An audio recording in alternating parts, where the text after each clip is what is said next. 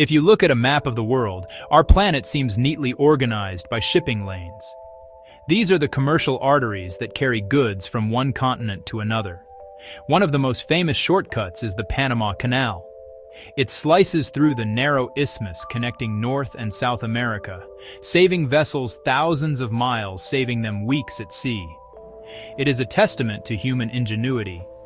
Yet if you trace your finger down to the southern tip of South America, another, more natural passage presents itself. This wide expanse of ocean seems to offer an alternative route, a way around the continent without the fees and queues of the canal. On paper, this southern journey looks like a simple choice. It is a wide-open passage between the pointed tip of South America and the icy shores of Antarctica.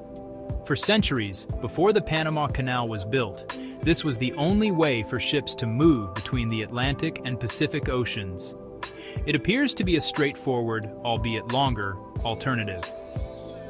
The logic of the map suggests that ships could easily navigate this route. It is just water after all.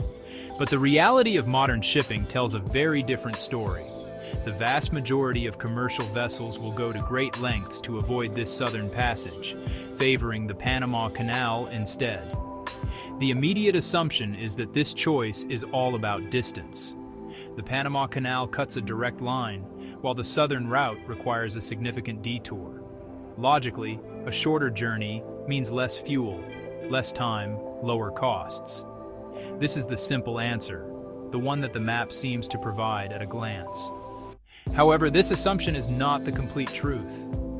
While the canal is undeniably shorter, distance alone is not the reason that modern, powerful ships steer clear of the waters at the bottom of the world. The real reason is far more elemental and has little to do with the miles on a chart. The story of why this route is avoided is not one of economics or convenience. It is a story about the raw power of nature. It is a lesson in geography, it is a lesson in physics, demonstrating how specific planetary conditions can create a stretch of ocean so formidable that even our most advanced technology treats it with extreme caution. Distance is a manageable factor in modern logistics. Ships today are built to cross vast oceans and regularly undertake journeys far longer than the route around South America. The true deterrent lies in the unique and violent character of the ocean itself, a force that the map cannot fully convey. The region in question is known as the Drake Passage. It is the body of water that connects the southwestern part of the Atlantic Ocean with the southeastern part of the Pacific Ocean. It is also the shortest crossing from any continent to Antarctica. This stretch of sea, approximately 800 kilometers wide, is infamous in maritime circles. It is not just another part of the vast Southern Ocean, it is a place with a distinct and fearsome reputation. For sailors and explorers, its name alone evokes a sense of respect and apprehension. This is not a place for the unprepared or the unlucky, and its challenges are legendary. On a standard map, the Drake Passage appears as nothing more than an empty space. It is a simple blue void, separating two land masses. But this cartographic simplicity is deeply misleading. This passage is the site of a unique planetary phenomenon. It is the only place on Earth where an ocean current can travel all the way around the globe without being obstructed by any land. This massive, unimpeded flow of water, known as the Antarctic Circumpolar Current, moves relentlessly from west to east. The geography of the planet funnels this immense volume of water through the relatively narrow gap between South America and the Antarctic Peninsula. This unique geographic setup creates a convergence of powerful natural forces. The unimpeded current, combined with the ferocious winds of the Southern Ocean, roaring 40s, furious 50s, shrieking 60s, generates some of the most treacherous sea conditions on the planet. The waves here do not have a chance to dissipate as they do elsewhere. Instead, they build upon one another, traveling across vast distances of open water to become colossal swells. The passage acts as a natural amplifier for wind and waves, creating an environment that is perpetually in motion and violently unpredictable. Therefore, the question is not about why ships take a shorter route. The real question is why this specific passage is considered so uniquely dangerous. If modern ships are stronger and more resilient than ever before, why is the Drake Passage still a place to be avoided at all costs by commercial shipping? The answer lies in the physics of this chaotic environment and the profound risks it poses to any vessel, regardless of its size or strength. This is a story of how the planet's design can create a zone of natural hostility that commands the respect of even the most experienced mariners and shipping companies. At first glance, the world map presents a clear and logical picture. Continents are separated by vast blue oceans, and the shortest distance between 2 points is a straight line. When we look at the Americas, the Panama Canal seems like an obvious, man-made solution to a geographical problem.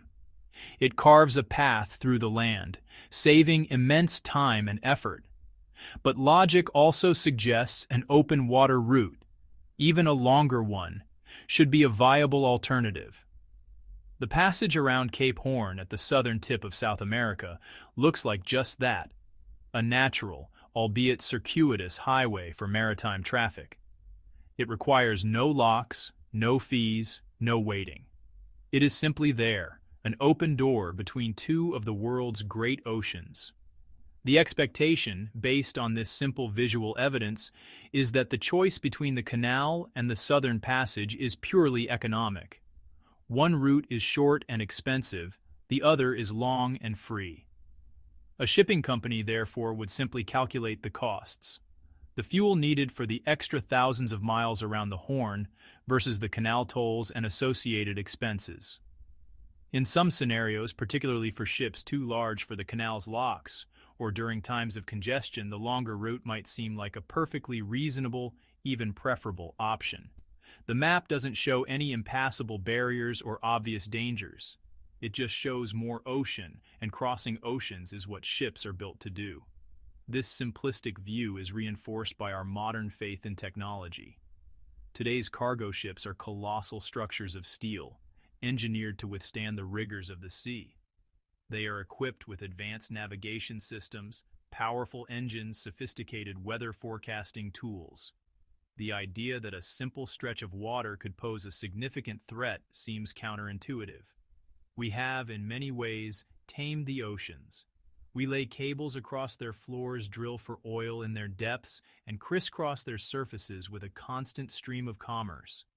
The expectation is that nature, for the most part, has been brought under the control of human engineering and foresight. A shortcut around a continent seems like a trivial challenge in comparison. Therefore, the puzzle begins. If the route is geographically straightforward, and our vessels are more than capable, why is it so uniformly avoided by commercial traffic?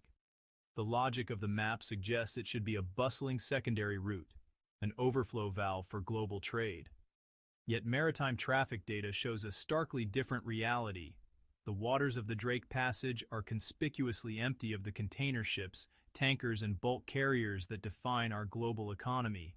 This discrepancy between what appears logical on a map and what happens in practice points to a hidden factor, a variable that the simple lines and colors of a chart fail to represent. The expectation of a simple choice crumbles under the weight of this operational reality. To understand why the Drake Passage is avoided, we must first dismantle the myth that distance is the primary deterrent. It is true that the journey around Cape Horn adds significant mileage compared to the Panama Canal. A voyage from New York to San Francisco via the canal is roughly 5,200 nautical miles. The same journey around South America is closer to 13,000 nautical miles. That is a substantial difference. However, the world of global shipping is filled with incredibly long journeys. Routes from Asia to Europe, for instance, routinely cover distances far greater than the detour around South America. Ships are designed for these long hauls, built for endurance and efficiency over vast stretches of open ocean. Consider a standard shipping route from Shanghai, China, to Rotterdam in the Netherlands. This journey, passing through the Suez Canal, covers over 10,000 nautical miles, and can take more than a month to complete. Other trans-Pacific transatlantic routes are similarly lengthy. Modern vessels are floating warehouses designed to operate continuously for weeks on end, with fuel capacity and crew provisions to match. In this context, the extra distance of the South American route is not in itself a prohibitive factor. It is a known quantity, a simple calculation of time and fuel. If the journey were merely long but predictable, it would find its place in the complex logistics of global trade. The crucial difference lies not in the length of the journey, but in the nature of the environment it passes through. A long voyage through relatively stable and predictable weather patterns is a manageable logistical challenge. A shorter voyage through a region of extreme and unpredictable violence is an entirely different proposition. The Drake Passage represents the latter. While other long routes cross areas with seasonal storms, like the North Atlantic or the Indian Ocean during monsoon season, the danger in the Drake Passage is constant and structural. It is not a matter of timing your passage to avoid a storm. The storm is a permanent feature of the landscape. This is where the map's simplicity becomes a dangerous illusion. It treats all bodies of water as equal, represented by the same uniform shade of blue. It does not show the underlying forces that govern the sea state. It cannot depict the relentless, planet-circling current or the unending procession of low-pressure systems that give this region its character. The distance is a red herring, a misleading fact that distracts from the true nature of the risk. The reason ships avoid the Drake Passage has little to do with the length of the route and everything to do with the unique, violent physics of the water and air within it. The cost is not measured in fuel, but in potential failure. The reality that contradicts the map's simple promise is one of profound and unrelenting risk. For modern shipping, the core principles are predictability, safety. Companies invest billions in vessels and cargo, and their business models depend on minimizing uncertainty. A ship must depart on schedule and arrive on schedule with its crew intact and its contents intact. Any deviation from this plan results in escalating costs and potential disaster. The Drake Passage is the antithesis of this predictability.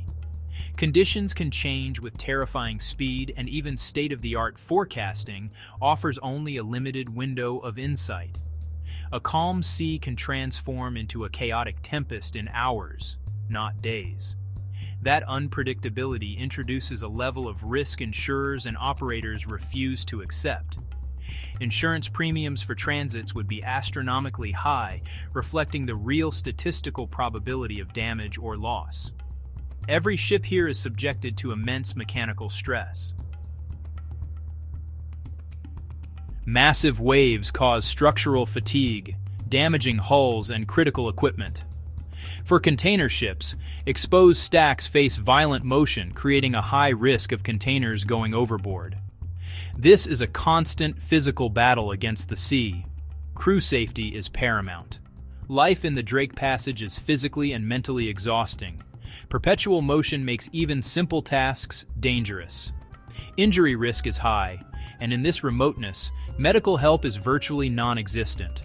Medevac from mid-passage is complex and often impossible in the same weather that caused the injury. No responsible company would expose its crew when safer, regulated alternatives exist. The Drake Passage is avoided because it's an unnecessary gamble. The Panama Canal, despite costs and queues, offers a controlled, predictable route. It's a triumph of engineering to mitigate risk. The southern route remains an encounter with nature at its most raw. The choice is not between a long route and a short one. It's between near certainty and high-stakes probability. For commercial shipping on thin margins and tight schedules, the decision is clear. The unspoken risk shown on no map is why this shortcut stays an empty space on the world's shipping lanes. To understand the danger of the Drake Passage, we must first look at its unique position on the globe. It is an 800-kilometer-wide strait located between Cape Horn, South Shetland Islands of Antarctica, This is not just a gap between two continents. It is a critical bottleneck in the world's ocean system. On a planetary scale, the land masses of South America, the Antarctic Peninsula, act like two great fingers, almost touching. They create a distinct and narrow channel. This geographical feature is the primary reason the Drake Passage is unlike any other stretch of water on Earth. It is a funnel, and what flows through it is an immense and powerful force. Elsewhere on our planet, the great continents break up the flow of the oceans. Africa, Australia, the Americas stand as massive barriers, forcing currents to deflect, forcing currents to slow down, forming complex gyres. These continents effectively partition the global ocean, creating distinct basins with their own characteristics. This interruption is a fundamental feature of our world's circulatory system. It provides a measure of stability, preventing the unchecked accumulation of energy in any single current. The land acts as a brake, dissipating the power of wind and water over vast distances. But in the far south, this rule is broken. The Drake Passage is the exception. The passage is the narrowest point in the entire Southern Ocean. This constriction has a dramatic effect on the water that is forced to pass through it. Imagine a wide, slow-moving river suddenly being squeezed into a narrow gorge. The volume of water remains the same, but its velocity increases dramatically. This is precisely what happens in the Drake Passage. The immense body of water that circles Antarctica is squeezed through this gap, accelerating its flow. This concentration of energy is the first key element in creating the passage's violent character. The geography itself acts as an amplifier, taking a powerful system and making it even more intense. This funneling effect is not limited to the water. It also influences the behavior of the atmosphere. The Andes mountain range, which runs down the spine of South America, terminates abruptly near Cape Horn. This towering wall of rock has a profound impact on weather systems moving from the west. As weather patterns are channeled into the passage, they are compressed and intensified. The geography of the land and the seabed combine to create a perfect stage for chaos. The shape of the Earth at this specific latitude dictates that any ship passing through is not merely crossing an ocean, but navigating a natural accelerator for wind and water. The water that accelerates through the Drake Passage is part of the largest and most powerful current system on the planet, the Antarctic Circumpolar Current, or ACC. This is the only ocean current that flows all the way around the globe, completely unimpeded by land. It travels from west to east, circling the entire continent of Antarctica. The ACC is a colossal river within the ocean, transporting an estimated 100 to 150 million cubic meters of water per second. This volume is more than 100 times the flow of all the world's rivers combined. It is a force of truly planetary scale, a continuous, ring-like connection between the Atlantic-Pacific-Indian Oceans. The existence of this unbroken current is a direct result of the Drake Passage's geography. For millions of years, South America and Antarctica were connected, blocking circumpolar flow. But as tectonic plates shifted, the two continents drifted apart, opening the passage. This event fundamentally rewired the planet's climate and ocean systems. The opening of the Drake Passage allowed the ACC to form, thermally isolating Antarctica from warmer waters to the north. This led to the formation of the massive Antarctic ice sheet and created the powerful globe-circling current we see today. The passage did not just create a shortcut, it created a new oceanic and climatic reality. The energy within the ACC is immense. As it flows eastward, it is constantly driven by the powerful westerly winds of the Southern Ocean. With no land to block its path, the wind can transfer a tremendous amount of kinetic energy into the water over thousands of kilometers. This uninterrupted transfer of energy means the current is not just moving, it is perpetually energized. It gains momentum as it circles the planet, carrying this power with it. When this massive, energized body of water reaches the narrow constriction of the Drake Passage, the results are predictable. The flow intensifies, and the sea becomes a maelstrom of concentrated power. For a ship, this means battling a force that is moving in a single, relentless direction. A vessel traveling westward against the current must expend enormous amounts of extra fuel and power simply to make headway. Even for a ship traveling eastward with the current, the sea state is far from calm. The sheer volume and speed of the water create complex eddies, whirlpools, chaotic surface conditions. The ACC is not a gentle conveyor belt. It is turbulent, deep, powerful, dominating the maritime environment, making navigation profoundly challenging regardless of the direction of travel. The second crucial ingredient in the Drake Passage's volatile recipe is the wind. The latitudes between 40 and 60 degrees south are known to mariners as the roaring 40s, furious 50s, shrieking 60s. These names are not hyperbole. They reflect the reality of the winds here. In the southern hemisphere, these latitudes are almost entirely covered by ocean. Unlike the northern hemisphere, where continents like North America, Europe, and Asia break up the airflow, the south has a vast, uninterrupted expanse of water. This allows winds to sweep across the globe with little to no friction from land. These powerful westerly winds are generated by the temperature difference between the cold air over Antarctica and the warmer air from the equator. Air flows from high-pressure areas to low-pressure areas, creating wind. In the Southern Ocean, this process is amplified and made constant. A continuous procession of intense low-pressure systems, or depressions, circles the Antarctic continent from west to east, following a path similar to the ACC. These storms are not seasonal. They are a permanent and defining feature of the region. They are the engine that drives the Southern Ocean's relentless wind machine, and the Drake Passage lies directly in their path. The geography of the passage once again plays the role of an amplifier. As these powerful winds and the storms that carry them are funneled between the Andes and the Antarctic Peninsula, their speed increases. Wind speeds in the Drake Passage frequently exceed 50 knots, 93 kilometers per hour, and gusts can be much higher, reaching hurricane force. These are not the winds of an isolated storm, but the baseline condition for much of the year. The air itself is a physical obstacle, a constant, immense pressure against the hull, superstructure, and cargo of any ship attempting to cross. This creates extreme stress on the vessel structure and makes simple on-deck operations impossible. This constant, high-velocity wind has another, more significant effect. It is the primary force responsible for creating waves. The term sailors use for the uninterrupted distance over which wind can blow across water is fetch.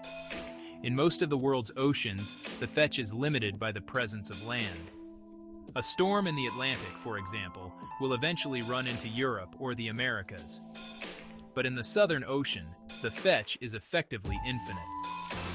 The wind can blow over the water for thousands upon thousands of kilometers, continuously adding energy to the sea surface. This creates the largest and most powerful waves on the planet. The Drake Passage is where all these geographical and atmospheric factors converge. It is the point of maximum constriction for the world's most powerful current. It lies directly in the path of the planet's most persistent and ferocious winds, and it is the place where waves, having built up energy over a near-infinite fetch, are funneled and squeezed into a narrow channel. This combination creates a sea state that exists nowhere else. The current, the wind, the waves all move in the same general direction, from west to east, creating a compounding effect. One force builds upon the other in a relentless cycle of amplification. The result is a chaotic and dangerously unpredictable environment. Waves in the Drake Passage regularly reach heights of 10 meters, 33 feet, which is equivalent to a 3-story building. But it is not uncommon for them to grow much larger, with swells of 15 meters, 50 feet, or more being recorded. These are not the clean, rolling swells of the open ocean. They are steep, chaotic waves, often coming from multiple directions as different storm systems interact. The powerful Antarctic Circumpolar Current running beneath the surface interacts with the waves, making them steeper and causing them to break more frequently and with greater violence. This unique interaction between a deep, fast-moving current and massive surface waves is what makes the passage so structurally hostile to ships. The current can cause waves to stand up, becoming unnaturally steep and short in wavelength. This creates a brutal, jarring motion for any vessel, subjecting the hull to immense and repeated stress. Instead of riding over swells, a ship is forced to punch through a wall of water, then plunge into the following trough. This violent pitching and rolling motion is not just uncomfortable. It is a direct threat to the structural integrity of the vessel and the security of its cargo. Therefore, the geography of the Drake Passage creates a perfect storm that is not an event, but a permanent state of being. It is a place where the planet's design concentrates the raw power of the ocean and atmosphere into a single, narrow choke point. The lack of land, the funneling effect of the continents, the unbroken current, and the relentless winds all converge here. It is this unique convergence of forces, dictated by the map itself, that makes the passage so feared. It is a physical reality that transforms a simple blue space on a chart into one of the most challenging maritime environments on Earth. The immense power of waves in the Drake Passage begins with a simple principle: fetch. Fetch is the distance over which wind can travel across open water without obstruction. The longer the fetch, the more energy the wind can transfer to the sea surface, and the larger the waves become.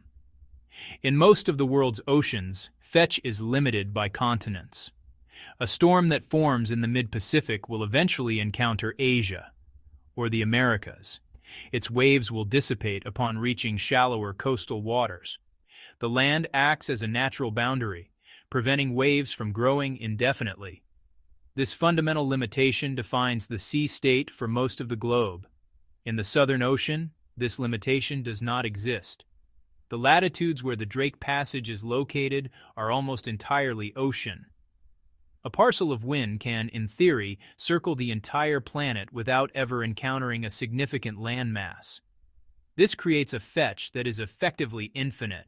The westerly winds, known as the Roaring Forties and Furious Fifties, blow relentlessly over thousands upon thousands of kilometers of uninterrupted water.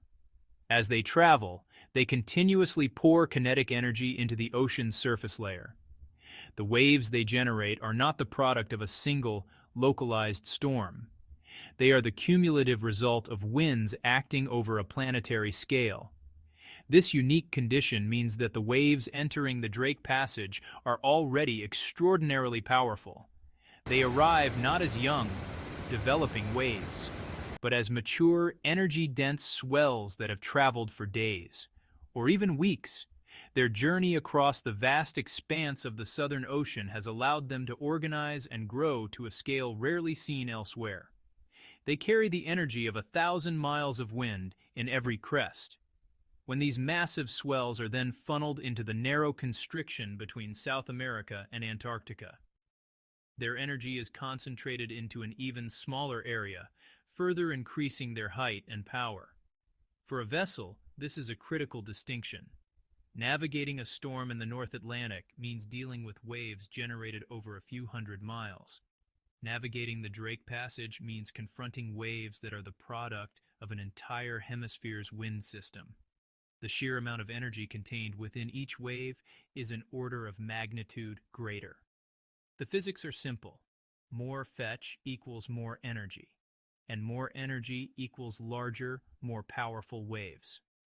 The geography of the Southern Hemisphere provides the maximum possible fetch, and the Drake Passage is where the consequences of this are most acutely felt. Section 2. When waves don't break, they build. In most oceans, wave systems from different storms will often interfere with each other. A swell moving from the north might cancel out a swell from the west, creating a more confused but less powerful sea state. The presence of land masses also helps to refract and dissipate wave energy. But in the Drake Passage, the conditions are different. The Antarctic Circumpolar Current and the strong westerly winds are all aligned. They move in the same direction, from west to east. This alignment prevents the natural dissipation of wave energy. Instead of breaking up, the waves are reinforced and organized into a powerful, unidirectional flow. This phenomenon is often described as wave stacking. As new storms form and chase each other eastward across the Southern Ocean, the waves they generate ride upon the swells of the storms that came before them. The energy of a new wave system is added to the energy of the existing one. The sea state becomes a complex layering of swells, with the powerful long-period waves from distant storms providing a base upon which shorter, steeper waves from local winds are superimposed. This creates an incredibly chaotic and dangerous environment, where a ship is simultaneously assaulted by different types of waves from a similar direction. The powerful eastward-flowing Antarctic Circumpolar Current adds another layer of complexity.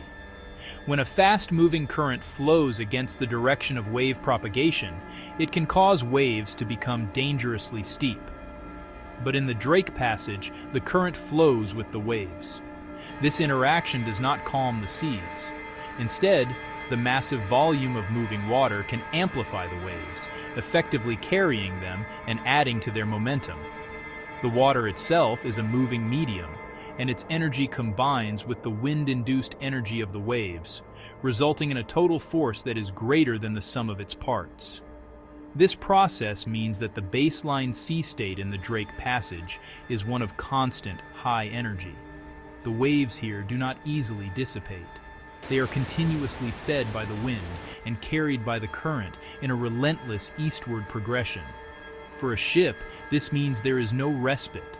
The vessel is subjected to a constant barrage of powerful, complex wave patterns that stress the hull from every angle.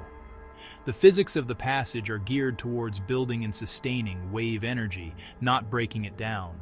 This makes crossing the passage less like navigating an ocean and more like traversing a river of massive, chaotic waves. Section 3. The threat of rogue waves. The constant buildup and interaction of wave systems in the Drake Passage make it a global hotspot for one of the ocean's most terrifying phenomena: rogue waves.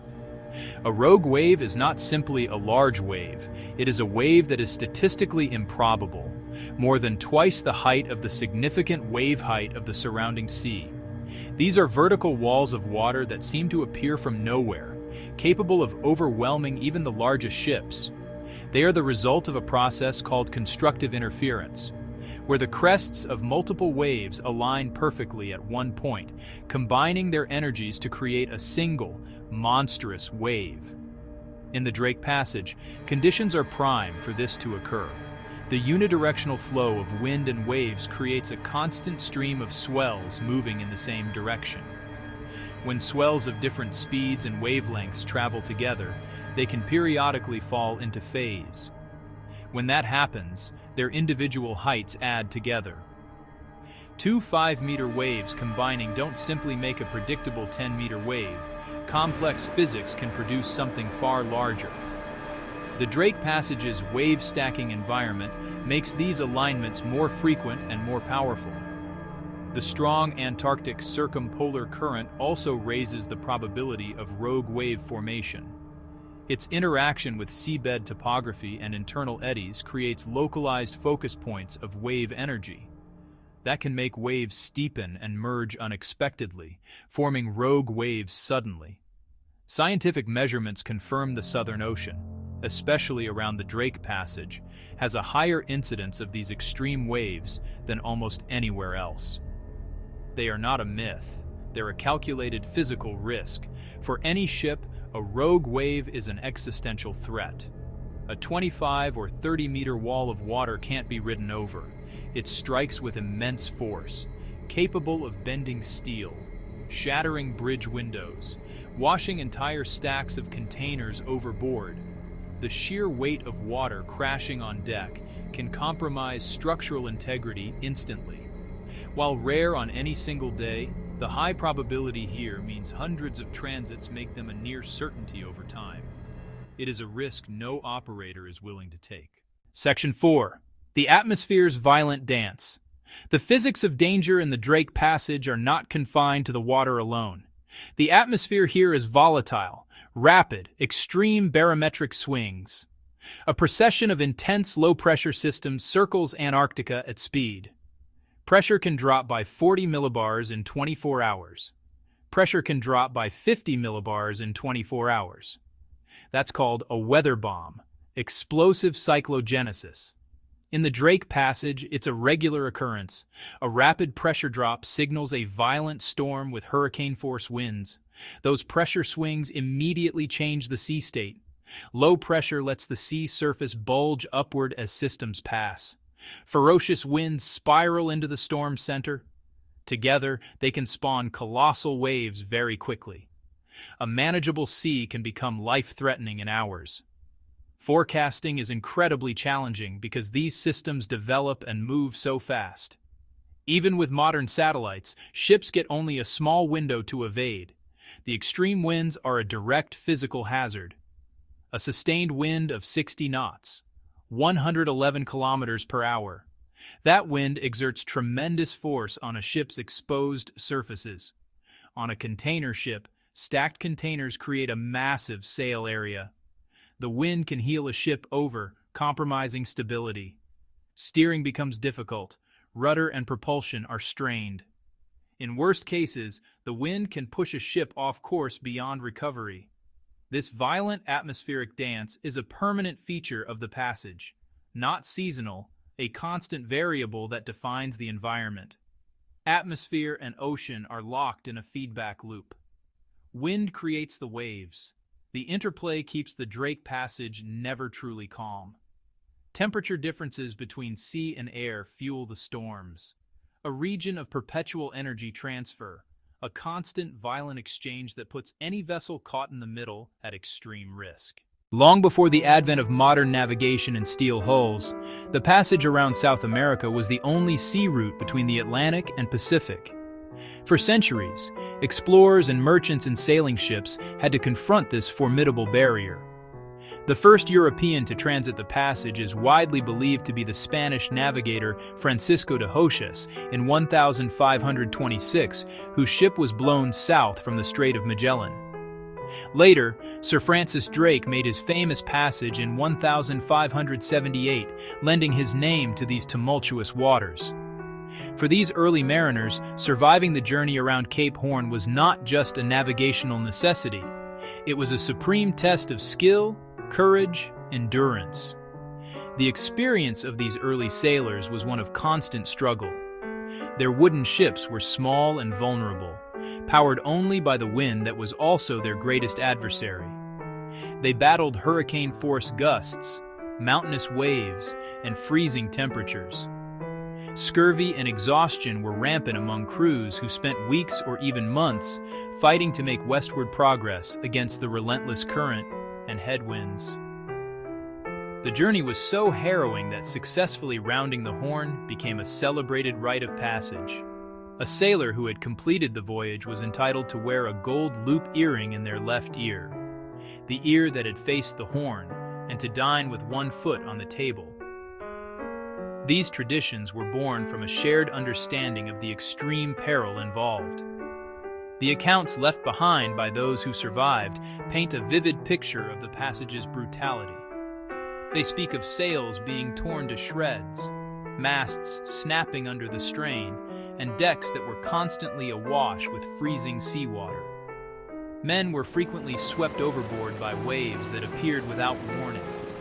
The psychological toll was immense. For crews, the Horn was a place of dread, a geographical monster that had to be overcome through sheer perseverance. Its conquest was a mark of honor, precisely because so many failed in the attempt. Even as shipbuilding technology improved with the arrival of the great clipper ships in the 19th century, the passage remained a formidable challenge. These faster, more advanced vessels raced to carry goods during the California Gold Rush and the Australian wool trade. They were built for speed, but they were not immune to the power of the Drake Passage. Captains would push their ships and crews to their absolute limits. gambling on speed to shorten their time in the danger zone. For these sailors, the passage was the ultimate proving ground, a place where fortunes were made and lives were lost with terrifying frequency. The history of the Horn is a history of human ambition clashing with nature's raw power, The unforgiving nature of the Drake Passage is etched into maritime history through the staggering number of ships it has claimed. The waters around Cape Horn are a vast graveyard of vessels. It is estimated that more than 800 ships and 10,000 lives have been lost in this region since it was first navigated. The seabed is littered with the remains of galleons, clippers, steamers that succumbed to the violent seas and ferocious winds. Each wreck tells a story of a final, desperate battle against the elements. This grim legacy serves as a permanent and sobering reminder of the structural dangers inherent to the passage. The risk is not theoretical, it is historically documented. The list of notable wrecks is long and tragic. In 1892, the British iron-hulled sailing ship Cape Horn was lost with all hands while attempting to round its namesake.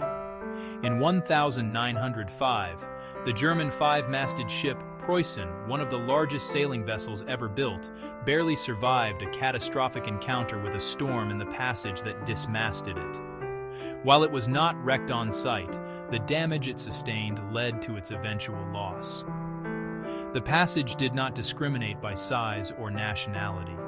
It was an equal opportunity destroyer, a place where the smallest miscalculation or a sudden turn in the weather could lead to disaster. The stories of survival are often as harrowing as the tales of loss. Ernest Shackleton's epic 1916 journey aboard the small boat James Caird is perhaps the most famous. After his ship, the Endurance, was crushed by ice, Shackleton and 5 companions sailed 800 miles across the Drake Passage from Elephant Island to South Georgia. They did so in a 23-foot lifeboat, facing hurricane-force winds and monstrous waves in what is widely considered one of the greatest feats of seamanship and survival in history. Their success was an extraordinary exception that highlights the rule that traversing these waters in anything less than a fully prepared vessel is a near-suicidal undertaking. This historical context is not merely a collection of old sea stories. It is a data set of failure. It provides centuries of evidence demonstrating the passage's hostility to maritime traffic. For early explorers, there was no alternative. The risk was a necessary part of the quest for new lands and trade routes. But for modern shipping, which operates on the principles of safety and predictability, this history is a clear warning. The sheer density of shipwrecks stands as a testament to the fact that even with the best ships and crews of their time, the odds of a safe transit were often unacceptably low. Section 3. The modern calculation of risk. The advent of modern technology raises a crucial question. If today's ships are so much stronger and better equipped than the sailing vessels of the past, why is the Drake Passage still avoided? The answer lies in the cold, hard logic of operational risk management. A modern container ship or oil tanker is far more resilient than a 19th century clipper, but it is not invincible. The forces at play in the Drake Passage are capable of stressing even the most robust modern structures. The primary concerns for a modern shipping company are fuel efficiency, crew safety, insurance costs, and mechanical wear and tear. On every single one of these metrics, the Drake Passage represents an unacceptable liability. First, consider fuel efficiency. A ship navigating the Drake Passage must consume enormous amounts of fuel. If traveling westward, it fights a powerful permanent current and relentless headwinds, drastically slowing its progress and forcing the engines to run at high power for extended periods. Even traveling eastward, the chaotic sea state requires constant course and speed adjustments, which is highly inefficient. The violent pitching and plunging motion means the propeller may frequently come out of the water, a phenomenon known as racing, which puts immense strain on the engine and wastes power. The journey is not just long, it is disproportionately expensive in terms of fuel consumption. Next is the issue of mechanical fatigue. The constant, violent motion of a ship in the Drake Passage's waves induces cyclical stress on the hull. This is like bending a piece of metal back and forth repeatedly. Over time, this can lead to metal fatigue and the formation of microcracks in the ship's structure, particularly in critical areas like welds and joints. A single transit might not cause a failure, but the cumulative effect of regular transits would drastically shorten the operational lifespan of a vessel. The cost of increased maintenance, inspections, and repairs would be prohibitive. It is far cheaper to pay the Panama Canal tolls than to replace a ship years ahead of schedule. Finally, there is the paramount issue of crew safety and cargo security. The violent rolling can exceed the limits for which container lashings are designed, leading to a high probability of losing containers overboard. A single lost container can be worth hundreds of thousands of dollars, and a cascade failure could result in millions in losses. For the crew, the conditions are perilous. The risk of injury from falls or shifting equipment is high, and the psychological stress is immense. In such a remote region, emergency response is slow and often impossible. No responsible company would subject its crew to such conditions when a safe, reliable alternative exists. Section 4. The logic of avoidance. The existence of the Panama Canal provides the ultimate reason for avoiding the Drake Passage. The canal is not just a shortcut. It is a system designed for predictability. It offers a controlled environment where risks are minimized and schedules are maintained. While it has its own costs and tolls and potential waiting times, these are known quantifiable variables. A shipping company can calculate the cost of a canal transit to the dollar and plan its schedule to the hour. This certainty is the bedrock of the modern logistics industry. The Drake Passage, in contrast, offers nothing but uncertainty. A transit time could vary by days or even weeks depending on the weather, making any kind of reliable scheduling impossible. Insurance is another critical factor in this calculation. Maritime insurance companies base their premiums on statistical risk. The historical data and the known physics of the Drake Passage place it in the highest possible risk category. Premiums for a vessel choosing to transit this route would be exceptionally high, reflecting the increased likelihood of structural damage, cargo loss, or even total loss of the vessel. For many insurers, the risk would be considered so great that they would simply refuse to provide coverage at any price. Without insurance, a commercial vessel cannot legally operate.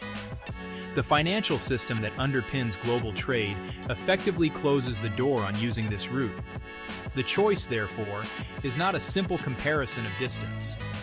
It is a comprehensive business decision based on a multifaceted risk assessment. The Panama Canal route represents high certainty and manageable cost. The Drake Passage route represents extreme uncertainty and the potential for catastrophic, uninsurable loss. For a global economy that depends on the just-in-time delivery of goods, the choice is self-evident. The benefits of the canal, safety, predictability, and reliability, far outweigh its financial cost. The southern route, despite being geographically open, is operationally closed by a wall of unacceptable risk.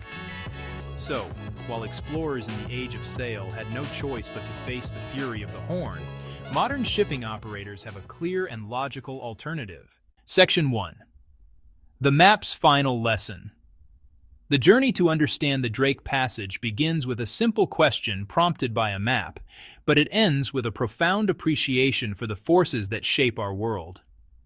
We started with the assumption that distance is the primary currency of navigation, that the shortest path is always the most logical. Yet the emptiness of the sea route around Cape Horn teaches us a more complex lesson. The true measure of a passage is not its length in miles, but its character. The danger of the Drake Passage is not a matter of a long journey. It is a structural feature of our planet. The unique geography, with its lack of land barriers, creates a circumpolar superhighway for wind and water, a phenomenon that exists nowhere else on this scale. This is where the map, for all its utility, reveals its limitations. A two-dimensional chart cannot adequately represent the three-dimensional violence of the sea.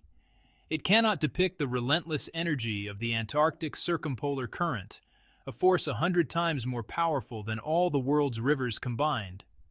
Nor can it convey the infinite fetch that allows waves to build to monstrous heights as they are driven by the ceaseless westerly winds. The map shows a simple gap between continents, but the reality is a convergence zone, a planetary funnel where the raw power of the ocean and atmosphere is concentrated into a chaotic, churning maelstrom of unpredictable force. The physics of this danger are as undeniable as the geography that creates them. We have seen how waves do not dissipate, but instead stack upon one another, building in complexity and power. This environment makes the formation of rogue waves, those statistically improbable walls of water, a tangible and ever-present risk. The atmosphere itself contributes to the chaos, with rapid pressure drops that spawn hurricane-force storms with terrifying speed. This is not a place that experiences bad weather. It is a place where extreme weather is the norm. The danger is woven into the very fabric of the environment, a constant physical reality that commands respect. Ultimately, the story of the Drake Passage is a transition from a simple map-based expectation to a complex reality-based understanding. The initial puzzle of why ships avoid this apparent shortcut is solved not by looking at distances, but by appreciating the structural hostility of the passage itself.